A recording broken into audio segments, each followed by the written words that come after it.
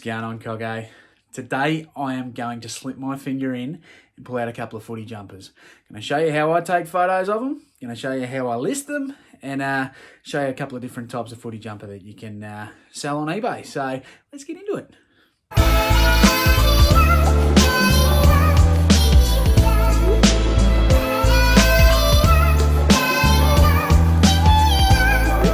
Everyone knows that I like selling the odd footy jumper and sports jumper and sporting goods, and there's so many different types that you can pick up. Firstly, you don't want to get a fake. There's plenty of barley ones out there. Now, we've touched on this on a couple of live streams and a few other things about picking up fake footy jumpers. Now, barley makes some pretty good ones these days, but I don't have any to show you. But they won't have an official tag in them. Don't get them. That you want to see is tags like this: on-field, AFL, Adidas, whoever's the manufacturer of that club at the time. See, this one here is made by Adidas. That's what you want to get. So here's another one. This is an older one, on-field AFL, done by Cougar. Cougar was the manufacturer of that footy jumper. Once again, on-field AFL, ISC. ISC was the manufacturer. Now, the fakes a very thin material. The barley quality is shit. You can see through it. It looks crap. It feels crap. Don't get them. Another thing you want to look out for when you're getting a decent jumper, this tag is on some Target footy jumpers. Now, I've touched on this in another video. I'm going to quickly touch on it again. AFL logo, and then it has the team logo, and that's it. You have a pretty plain Guernsey in front of you. Possibly no sponsor on the back. You're probably dealing with a official AFL Guernsey, but it's probably come from Target. It ain't worth $20. It's probably worth $30 new from Target. You're not going to sell it. Don't get that either. You want like this. Once again, here's that Swannies one. Another example. You got your AFL logo, and then you've got your major sponsor at the time of year that jumper was issued. There's all different sorts you can pick up, right? You got your old woolen ones, the Seacom brand. I've touched on them in other videos. If you haven't seen that, go back, because I've picked a few up in the past from op shops. They generally go pretty cheap, and you can sell them for pretty high dollar, depending on the rarity of the design, the year, and all that sort of stuff. If you've seen old woolen jumpers that do not have logos on them, do not get them, because they're probably been thrown in the scrap by someone that used to play footy and no longer wears their jumper. There's plenty of local clubs out there that have those jumpers, and people aren't going to buy them. You might still sell them. Collectors do like the unique designs, but if you get the Essendon strip and there's no logos, there's no AFL logos, there's a number on the back, some arseholes probably ran around on a Saturday arvo for the local two side, and no one wants that. So you can pick them up quite often. I see them a lot, and I generally don't touch them because you will not get money for them. After these messages, we'll be right back. Yeah.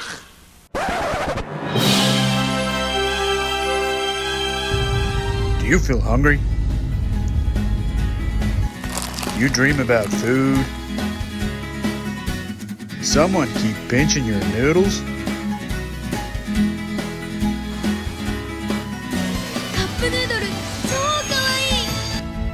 All you need is some hot water, a saucepan, and a fork and bowl. Let those betas bubble.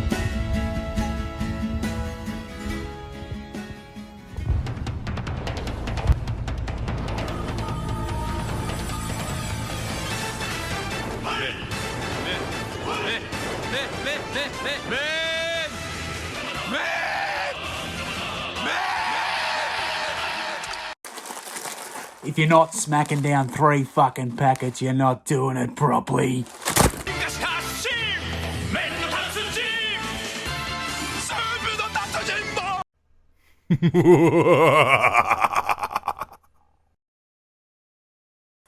When people do pick sports stuff up, they tend to want to know what year the actual jumper was issued. There's generally a different jumper, different sponsors on them, different layouts every single season in regards to AFL. And sometimes it's pretty hard to photo match. You don't know what year the photos come from. People struggle with that, and they come to me and ask, and I'm happy to help. Being a collector of the match-worn player issue stuff, I do have a fair idea of a lot of, especially my clubs, years and sponsors and all that sort of shit because I'm looking at it all the time. But this is a specialty Guernsey. So this was the Heritage John Coleman one. Pretty unique. I was pretty stoked to find that in an op shop. It's a retail footy jumper. Stuff like that, you can pinpoint a year, no worries. It's just a quick Google search, what year they wear it. Most of the time you'll find that out. But sometimes it's a bit of a battle, and you want to put it in your listing, especially if it's a unique jumper. If you've got an Indigenous round one, a Heritage round, retro round, whatever you've picked up, they go for more money because they get released. People buy them out, then they don't come back. Then in a few years' time, someone goes, oh shit, I want that jumper, and it's hard to get. And you might only see one or two on eBay. You can list pretty high. So they're always good ones to get, especially the Indigenous. If you're lucky enough to pick one up in an op shop, you're doing pretty well. And I was lucky enough to get that in an op shop. Anyway, if you want to find a year and you just find a basic jumper, so something like this, you find that and you think, well, how am I going to pinpoint a year? You can work out that the doggies, they don't use this anymore. They don't have the bulldog on there. They went back to the original, the stripes. But it's pretty hard because they wore that for quite a few years. But every year, these major sponsors change. The Cougar brand changes. And it's different every year. So the back of them too always has something different on it. So I'm going to swing over and show you how I find it out. Now, this website here is called footyjumpers.com. Now, I apologise for the screen. I've done a screen record on my phone, but if you can look nice and closely, you've got all the Premier stuff there, even Melbourne Cup jockeys. But anyway, up the top here, you have the uniforms by season. You can look at every year and every single jumper that was worn in every single game. So we'll go back to the first year ever. Look at this. Aren't they some clapped out looking jumpers? Anyway, we'll go on to the 2016 season here and we'll have a look at some of the jumpers. You can look at every single game by every single club. We'll go to the Bombers. So here's the Bombers. Look, round one, they've got the general couple of strips, but if you look closely, the major sponsor's different. They got their Kia one, and yeah, so that changes. Then they've got their clash strip where they're all red. It was in round 3. And then I'm hoping you can see this. Then if you go in close here, that's their Anzac Day game. They had the different sort of sash. Right down to the Indigenous game, you can see they had their specialty jumper for that year, and so did the Tigers. So you can see just about everything. So footyjumpers.com. If you're not 100% of what you're looking at, that can be a little bit time consuming, but if you can roughly pinpoint a year, that website is amazing. I use it a lot when I'm looking certain things up, when I'm trying to complete my collection, because I have all sorts of different errors and I want to get every single one, so I use that website all the time. You can see every single jumper that was worn for every year, so very, very handy. Now, another little trick, if you live in the Melbourne City, if you live in Perth, you're near the footy clubs where they train. Now, at the moment where, if you're watching this video later on down the track, we're just, in the middle of the pandemic at the moment, so you cannot go to footy trainings, but every club hosts open training. So for argument's sake, you live in Sydney City.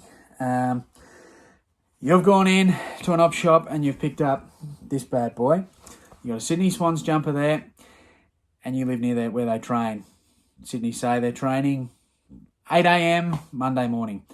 What is a great idea is to go down and get all the boys to sign it, because they do that. They stand on the fence, you hang that over, and you can get some signatures. Now, you do not have a certificate of authenticity, and a lot of people really want that. So I suggest, if you've got someone with you, get them to take a photo of you. Sign that. You've got photo proof that the players have actually legitimately signed it, because it doesn't happen a lot, but people do try and forge signatures to up the value of their footy jumpers. But if you're close enough, go in, get it signed, because you're only going to up the value. Now I'm going to give you a quick sticky beak how I do my photos. Now, I apologise about the birds. They're going off their tits about something. But anyway, first method, stock standard. I'm outside here, got a bit of whiteboard. All you got to do is get your photos on here. They do come up. The titties, look, I've got an audience. They come up pretty sweet, the photos on the whiteboard there. So, always front and back, like everything. You can get your measurements and get photos of your tags, and especially if you've got unique shit in there, limited edition, John Coleman, take your photos of that. Now, they come up all right. I get rid of the background, remove the background so it's all white, and you can do that with numerous different apps or programs on your computer. I'm sure you do that anyway if you are a reseller, so I won't go into that. I think the old bird's just going off its tits because I'm out here. It wants food. So the next method is my favourite, and the reason I do it is because I'm a collector and I like to show off my collection the best way possible, and that's not with a white background. That's white background to me is a generic way to sell things, and there's absolutely nothing wrong with doing that with footy jumpers. I still do it. I like to mix it up, but this way is my favourite. Same with footy boots. It looks great with footy boots. It looks great with footy shorts. It looks great with soccer tops. It looks great with anything related to sports. It looks absolutely fantastic. From Bunnings for $7. I don't know if they're still $7, but I bought a metre square of fake turf. And putting a footy jumper on that, they play footy on the turf. Would you shut up? Wait! They play footy on the grass, and I just think personally the jumpers look better. So I like to put them on there, take the photo, and then I use the vivid filter because it just looks way better. Obviously, if there's scuffs and marks and all that shit, show them like everything, but I'll show you what they look like when you chuck it on here. So look at that, bit of grass there. Looks fan-fucking-tastic, and especially that white, because the white with a white background kind of looks funky. So I'll get it on that, and I'll take the photo, and I'll show you how I edit it. Once again on my phone, so it looks funny, but anyway, bit of a crop here. Get it all nice and tight in, hit the vivid filter, and Bob's your uncle. Do you call this a footy jumper? Do you call this a footy jersey? Or do you call this a footy guernsey? It doesn't matter, they're all right. And the reason I asked this is because if you were to go look for a footy jumper, Sydney Swans footy jumper, but someone's listed that as a jersey, you're probably not going to find it, are you? So when you list them, make sure you use all three. Sydney Swans, size large, AFL football jumper, Guernsey, jersey, and even bang the year in 2019 if you want to. And the reason I know it's 2019 because I've been on footyjumpers.com and looked up the sponsors and the jumpers they wore. So that's me done. That's me done. If you've got any further questions, please drop them in the comments. It's just a quick little video showing how I do this sort of stuff because I've had a few people ask me, so it's nice to just get it out. I can direct them to here. If you have any further questions, I'll be happy to help you out. I'll be happy to answer them. Hit me up on Instagram. I'm as active as I can be on there. And thanks for watching. See you in the next one.